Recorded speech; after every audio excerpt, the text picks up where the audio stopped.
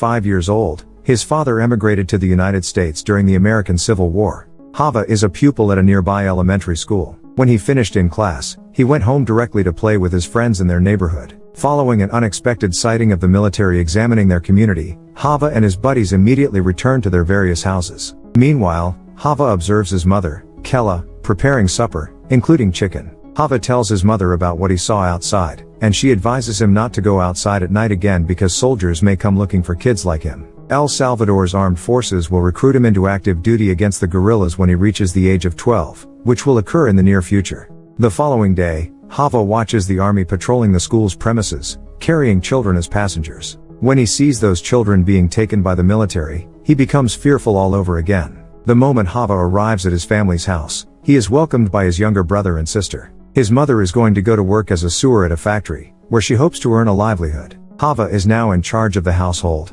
and his mother has made it clear that he must never leave his siblings alone. When they hear gunshots outside later that night, Hava and his siblings are waiting for Kella to get home from work. When his younger brother hears the loud sounds coming from outside, he shouts, but Hava diverts his brother's attention by sketching a face on him with lipstick. When Kella returned home after receiving the news, she discovered that her children had already fallen asleep in their beds. Because Kella earns a living by sewing, Hava sells the garments she produces in order to support the family. When Hava is in school, he and his friends get intrigued by the soldiers that are stationed near their school and eventually become friends with them. An elderly woman who was selling on the street noticed the troops handing out gum to the children. In the moments before Hava is ready to return home, he is advised by an elderly woman not to get fascinated by soldiers since they would only educate young children like Hava to murder people. Later that night, Hava and his siblings are getting ready for bed while Kella is getting ready for dinner when they hear a loud explosion outside their home. Their mother quickly told them that they needed to get to the ground. For the second time, this is a typical occurrence in their community.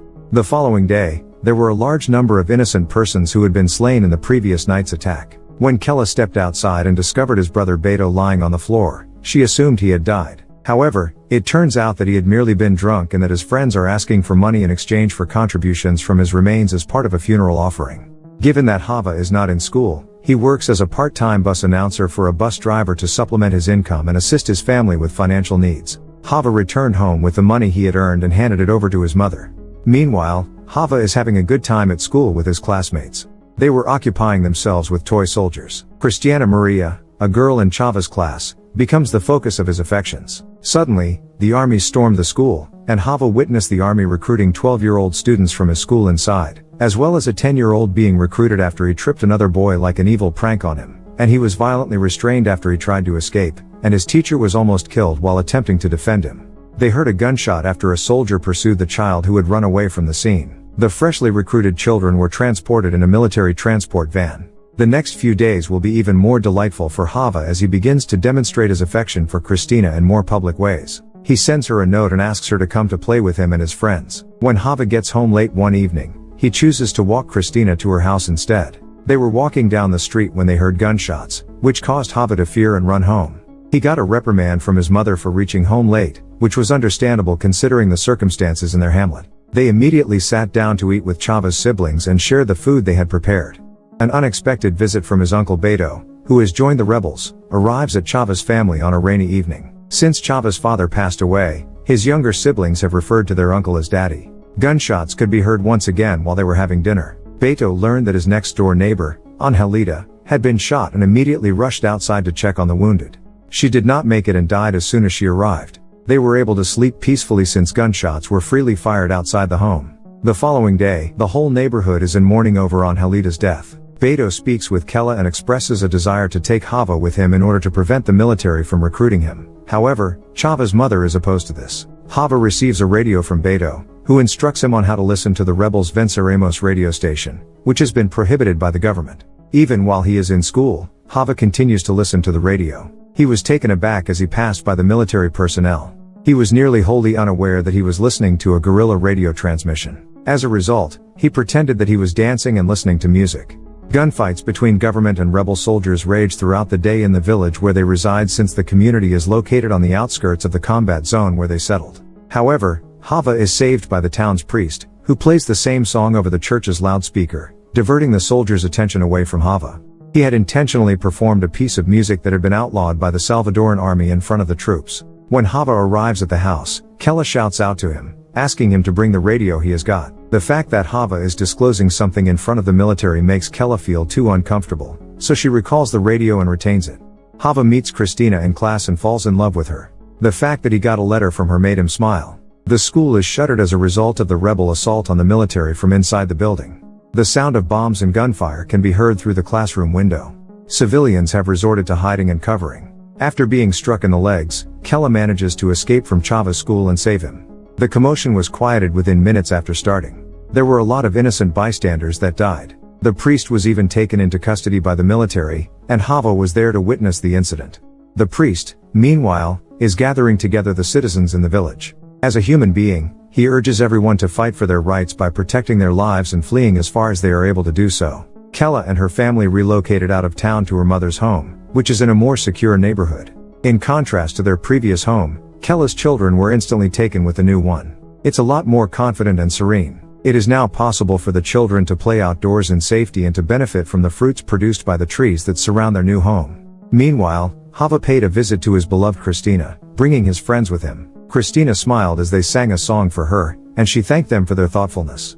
Hava and his friends were swimming in a nearby river when a young soldier appeared out of nowhere and discharged his weapon at them. He had just finished the camp and was only 12 years old when he did so. He is armed with firearms and issues a warning to Chava's group. The following recruiting day is announced by one of the guerrillas, Raton, and Hava and his pals issue a notification to the whole village to keep their children hidden from prying eyes.